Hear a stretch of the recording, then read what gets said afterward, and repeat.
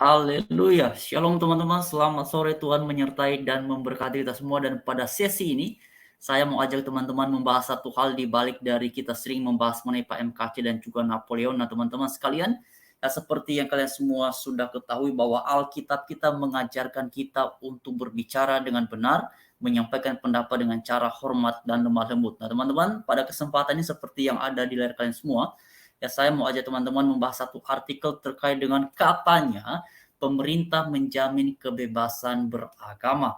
Nah ini dia teman-teman, nantinya kita akan lihat ini dan bagaimana realisasi dari penjelasan yang seperti ini. Karena teman-teman beberapa waktu belakangan ya kita mendapati berita mengenai sulitnya pembangunan gereja, apalagi juga karena peraturan bersama menteri yang sampai sekarang belum juga dibahas ulang ataupun dikaji ulang mengenai poin-poin yang selama ini dikeluhkan oleh orang-orang yang beragama, terutama dalam hal ini yang beragama minoritas mengenai syarat-syarat kalau mau bangun gereja ataupun mau bangun tempat peribadatan lebih tepatnya yang mesti digunakan 90 orang lalu kemudian mesti mendapatkan persetujuan dari warga sekitar sebanyak 60 orang. Ini kan hal yang sangat rumit sekali. Nah, karena itu teman-teman sekalian, mari kita lihat dulu satu artikel penjelasan dari Pak Menkumham, yaitu Pak Yasona Lawli. Seperti yang kalian semua bisa perhatikan di layar, kita lihat dulu apa yang disampaikan oleh beliau di dalam artikel ini. Seperti yang ada di kalian semua, di sini beritakan bahwa ya pemerintah jamin perlindungan kebebasan beragama. Ya, judulnya sangat jelas teman-teman, judulnya indah sekali, bagus banget judulnya. Lalu di sini Pak Yasona Lawli menguraikan bahwa pasal 28E ayat 1 menegaskan bahwa setiap orang bebas memeluk agama dan beribadat menurut agamanya. Hak kebebasan beragama juga dijamin dalam pasal 29 ayat 2 UUD ya NRI 1945 yang menyatakan negara menjamin kemerdekaan tiap-tiap penduduk untuk memeluk agamanya masing-masing dan untuk beribadat menurut agamanya dan kepercayaannya. Itu disampaikan oleh Pak Yasona Lawli katanya secara virtual. Nah teman-teman sekalian, mari kita lihat ya, apakah kemudian ya hal ini sudah terrealisasi baik dan kemudian negara benar-benar hadir untuk memastikan ya semua warga negaranya yang ada di bangsa ini ya punya akses yang baik, yang maksimal, yang benar dalam hal ya melakukan kegiatan peribadatan. Mari kita lihat teman-teman. Sebagai salah satu informasi pembanding saja, beberapa waktu yang lalu mungkin teman-teman masih ingat ya mengenai ya yang ramainya di Cilegon itu katanya ada penolakan warga setempat ya untuk membangun gereja. Bahkan di sini ada satu artikel yang judulnya jelas ya. Pembangunan gereja ditolak di Cilegon, warga malam-malam katanya bongkar pagarnya. Lalu teman-teman, ternyata beberapa hari setelah pemberitaan ini ramai di media sosial waktu yang lalu ini ternyata ini muncul ya. Di sini dikatakan begini ya, FKUB ya Forum Kerukunan Umat Beragama yang punya peran penting teman-teman di dalam peraturan bersama menteri nomor 8 nomor 9 tahun 2006 ya mengenai syarat-syarat mendirikan rumah ibadah, itu salah satu diantaranya di dalamnya itu diuraikan mengenai peran dari FKUB yaitu rekomendasi. Nah teman-teman di sini tuliskan bahwa FKUB Forum Kerukunan Umat Beragama sebaiknya tak ada gereja di Cilegon demi jaga kerukunan. Lain-lain teman-teman ya. Lihat ini. Ya, sedangkan kalau kita bandingkan tadi dengan penjelasan dari Pak Yasona yang katanya pemerintah jamin perlindungan kebebasan beragama di Indonesia, lalu bisa ada ungkapan seperti ini dalam bentuk pemberitaan tentunya seperti yang ada di layar teman-teman, sebaiknya tak ada gereja di Cilegon demi jaga kerukunan.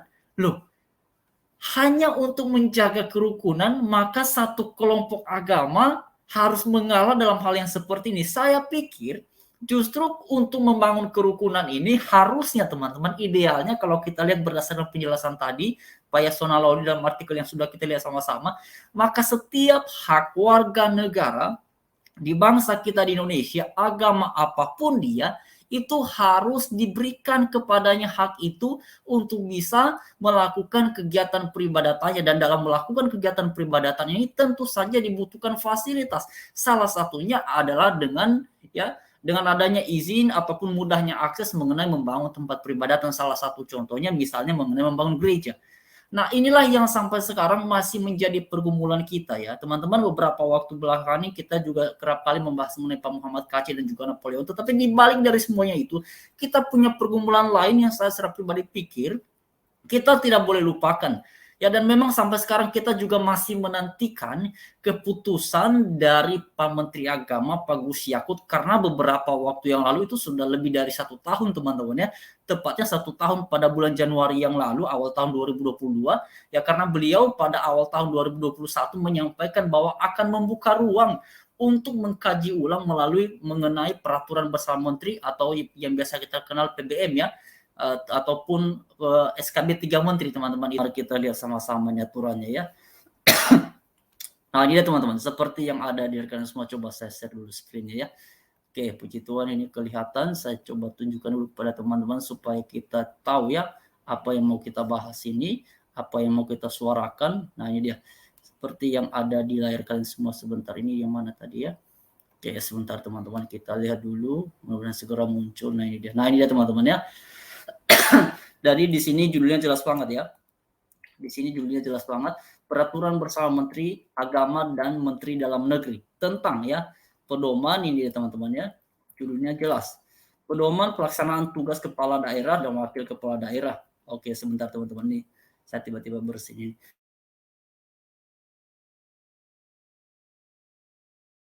Kita lihat lanjut dulu ya.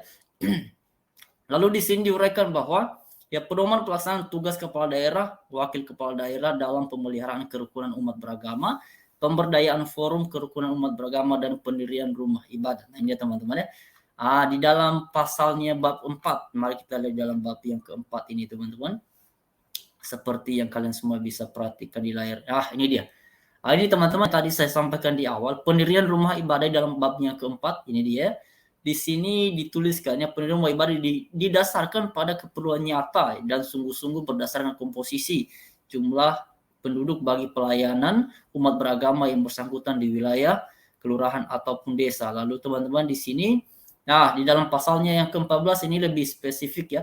Di sini dituliskan bahwa daftar nama dan kartu tanda penduduk pengguna rumah ibadat paling sedikit 90 orang yang disahkan oleh pejabat setempat. Udah 90 mesti disahkan juga. Lalu kemudian dukungan masyarakat setempat paling sedikit 60 ya, yang disahkan oleh lurah atau kepala desa. Sudah harus minta dukungan dari masyarakat, mesti juga disahkan. Lalu kemudian teman-teman, ada juga rekomendasi tertulis kepala kantor Departemen Agama Kabupaten atau kota, dan rekomendasi tertulis FKUB kabupaten kota. Nah sebenarnya beberapa poin yang kemudian menjadi menarik adalah karena adanya di sini dituliskan mengenai peran dari FKUB. Kenapa mesti ada rekomendasi dari FKUB? Ya, lihat teman-teman, seperti yang kalian semua bisa perhatikan di layar. Ini FKUB yang katanya diberitakan di sini menyampaikan hal seperti ini. FKUB, Forum Kerukunan Umat Beragama, sebaiknya tak ada gereja di Cilegon demi jaga kerukunan. Loh ini bagaimana? Kok demi menjaga kerukunan jangan ada gereja, gimana? Katanya Forum Kerukunan Umat Beragama, harusnya kan dari namanya aja ya. Kesan pertama yang kita lihat kalau dari namanya ini berarti ini mengakomodir aspirasi dari semua elemen masyarakat dengan berbagai latar belakang agama ya, supaya kemudian masing-masing warga negara ini anggota masyarakat ini mendapatkan haknya dalam hal beribadah, dalam hal membangun tempat peribadatan. Tapi justru katanya demi menjaga kerukunan ya, sebaiknya tak ada gereja di Cilegon demi jaga kerukunan. Nah inilah yang sampai sekarang masih kita ya suarakan dan sangat prihatin dengan kondisi-kondisi yang seperti ini. Dan itulah kenyataan yang kita hadapi teman-teman. Dan karena itu pada kesempatan ini ya saya kita terus bersuara di media sosial ini. Mari kita doakan yang terbaik untuk bangsa kita Indonesia.